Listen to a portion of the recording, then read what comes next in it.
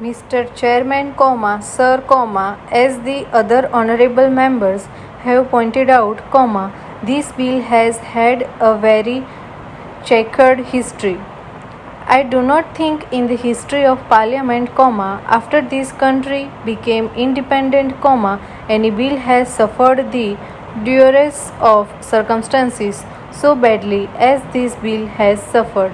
But all the same, it does indicate the confused thinking of the government of India. Really, how to explain the situation? This bill has been introduced once again in the 4th Lok Sabha.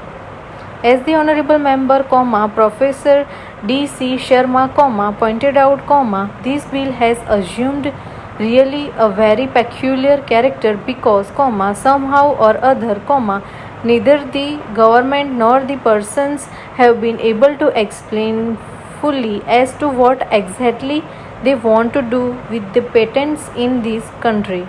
This bill was also introduced in the 3rd Lok Sabha, but it could not be passed.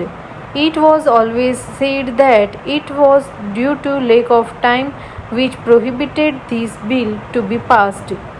The life of one Lok Sabha is 5 years. I am surprised that in the life of the 2nd Lok Sabha, it was not passed, in the life of the 3rd Lok Sabha, it was not passed, and it has now come in the 4th Lok Sabha. Let us really expect that this bill will see a better fate now. It is not that there was any lack of material.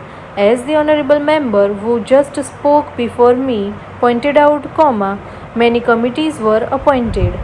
First of all, a committee was appointed by the Government of India to go into the entire law of patents.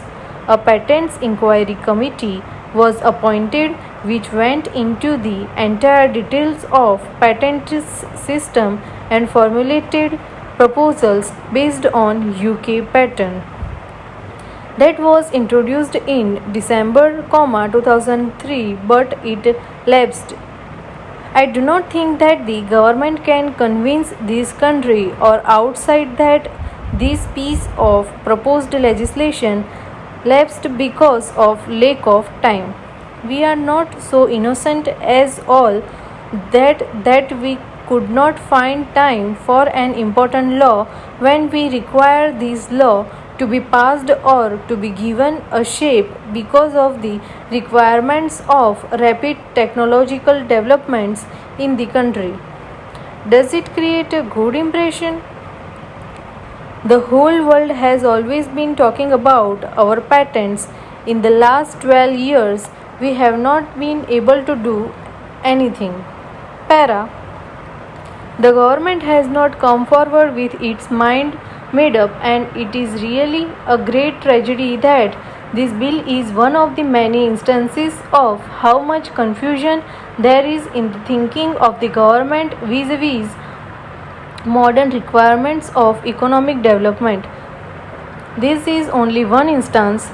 There are many others, but this instance is a clear example of how much confusion there is in the government thinking about the basic requirements of industrial growth and economic growth, which can compensate for and which can really keep its pace with the economic development in other countries. I will not go beyond this.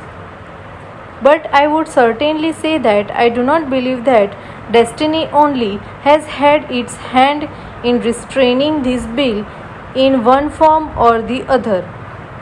Now, this bill has come before the House.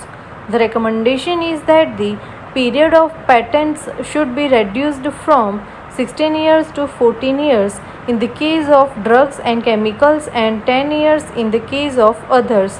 When we are discussing this matter, we should realize and accept our own limitations. I may just give one instance of the Pimpri factory, which is a public sector undertaking. This factory has invented 2 drugs. Many countries are wanting the patent and also wanting to manufacture the drug. On the other hand, we have not been able to manufacture this drug yet and put it in the market. For, in practice, we have a very outdated system of marketing. Our distribution system is not up to date.